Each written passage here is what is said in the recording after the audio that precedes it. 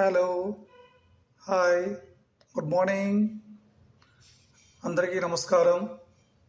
శ్రేయోభిలాష అందరికీ కూడా నా యొక్క నమస్కారం. మనము ప్రీవియస్ క్లాస్లో ఎంబీసీ గురించి తెలుసుకున్నాము. దాని యొక్క లైఫ్ ఎలా ఉంటుంది, దాని యొక్క లాభాలు ఏంటి కూడా మనం తెలుసుకున్నాం.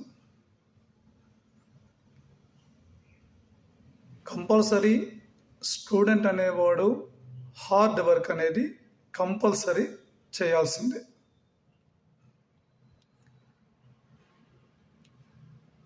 ఈరోజు మనము నేర్చుకునేది సెకండ్ స్టెప్. ఎంపీసీ తర్వాత బైపీసీ అనేది కాలేజీలో చేరినప్పుడు తెలుసుకోవలసిన ముఖ్య విషయాలు.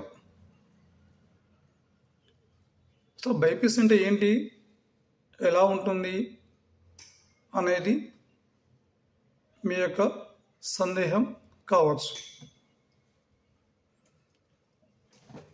బైపీసీ అనగానే ప్రతి స్టూడెంట్ కూడా ఇంప్రెషన్ అయ్యేది ఆర్ట్, డ్రాయింగ్. దీంతో ఇవి వస్తే బైపీసీ ఈజీగా అనుకుంటాడు. కానీ అది మాత్రము కాదు. ఫస్ట్ ఆఫ్ ఆల్ బైపీసీ అంటే ఏమిటి, అందులో ఏ సబ్జెక్ట్స్ ఉంటాయి, దాని ద్వారా మనకి ఏమి ఫ్యూచర్ ఉంది, ఎలా ఉంటుంది, అసలు చేయగలమా లేదా అనే విషయాలు కూడా మనము గమనించాలి, సలహా తీసుకోవాలి. అన్నీ కూడా నిర్ణయించుకున్నాక అప్పుడు ముందడుగనేది వేయాలి. అసలు బైపీసీ అంటే ఏమిటి, ఏ సబ్జెక్ట్ ఉంటాయి, ఎలా ఉంటాయి, ఆ గ్రూప్ ద్వారా ఫర్దర్ ఎలా ఉంటుంది. ఫస్ట్ పాయింట్, బైపీసీ అంటే botany, biology, physics and chemistry, అలా 4 సబ్జెక్ట్స్ ఉంటాయి. దీనితో పాటు English and second language Sanskrit, Hindi, Urdu, French కూడా ఉంటాయి.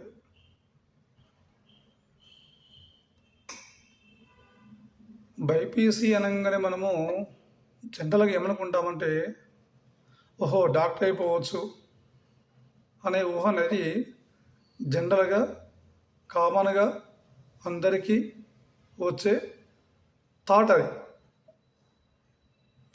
So that thought is good, but work is very very very hard. ఎంత కష్టపడితే మనకంత లైఫ్ అనేది ఉంటుంది, మన ఫ్యూచర్ కూడా బాగా ఉంటుంది. కాబట్టి తప్పకుండా మనము తీసుకునే ముందు, స్టెప్ వేసే ముందు మన లైఫ్ అనేది ఇంటర్తోనే మొదలవుతుంది కాబట్టి మనము నలుగురితో సహకరించి వాళ్ళ సలహాలు తీసుకొని మంచి ఇన్స్టిట్యూట్లో జాయిన్ అయ్యి మంచి కాలేజీలో మంచి ఫ్యాకల్టీతో అన్నీ కూడా ఆలోచించి ముందడుగు వేస్తే మనకు చాలా మంచి ఫ్యూచర్ ఉంటుంది కదా. కాబట్టి బైపీసీ అనగానే కూడా ప్రతి ఒక్కడు డాక్టర్ అవ్వాలని కోరిక లేదు. సో అయితే it is good, but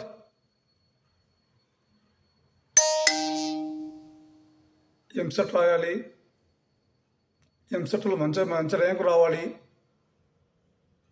competition ఏవే ఉంటుంది, ఇవన్నీ కూడా గమనించుకొని మనము బైపీసీ అనే గ్రూపు ఎంచుకుంటే బాగుంటుంది.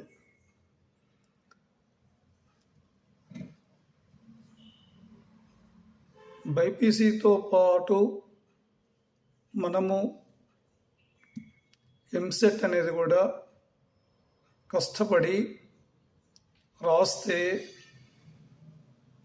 డిపెండ్ ఆన్ ర్యాంక్ మీద మనకు కౌన్సిలింగ్ బట్టి ఇవ్వడము జరుగుతుంది. దాన్నే నీట్ ఎగ్జామ్ అని అంటారు. కొంతమంది దీనితో పాటు agriculture BSc and medical science, pharma ఇలాంటివి కూడా బైపీసీతో పాటు చాలా ఉన్నవి. డి ఫార్మసీ అని, ఎం ఫార్మసీ అని కోర్సెస్ ఉన్నాయి.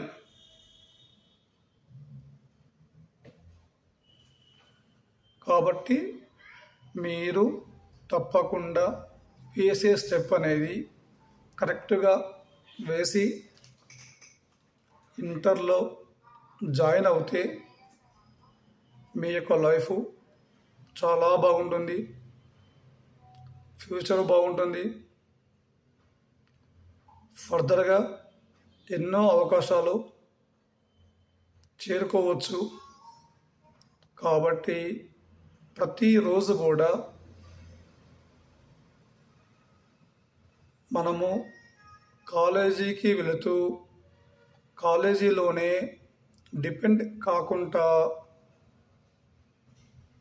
మన ఓన్గా కూడా కొంత స్టడీ అనేది ఇంపార్టెంట్. ఏదో కాలేజీకి వెళ్తున్నాను వస్తున్నాను అనే ఉద్దేశం పెట్టుకుంటే మాత్రం ఇట్స్ రాంగ్.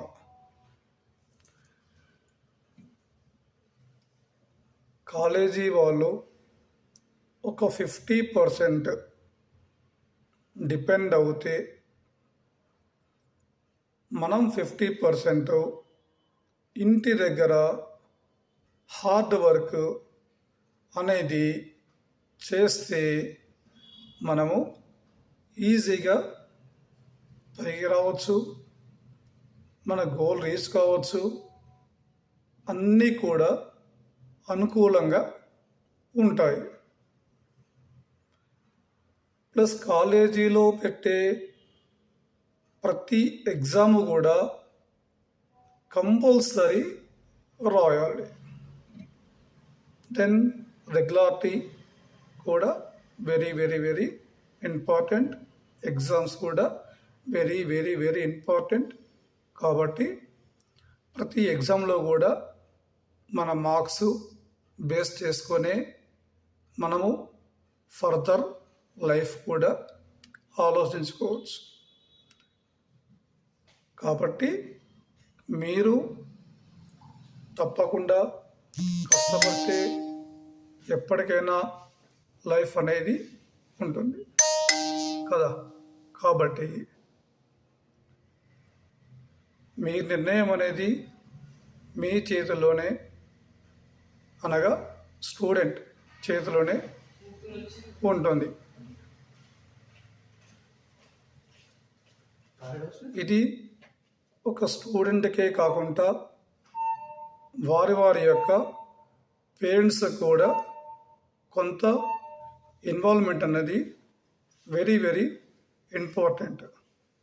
తప్పక నా సజెషన్స్, నా సలహాలు మీకు నచ్చితే తప్పకుండా నా ఛానల్ని మీరు సబ్స్క్రైబ్ అండ్ లైక్ చేస్తారని ఆశిస్తూ ఈ వీడియో మీ ముందుకు తీసుకువస్తున్నాను. నమస్తే.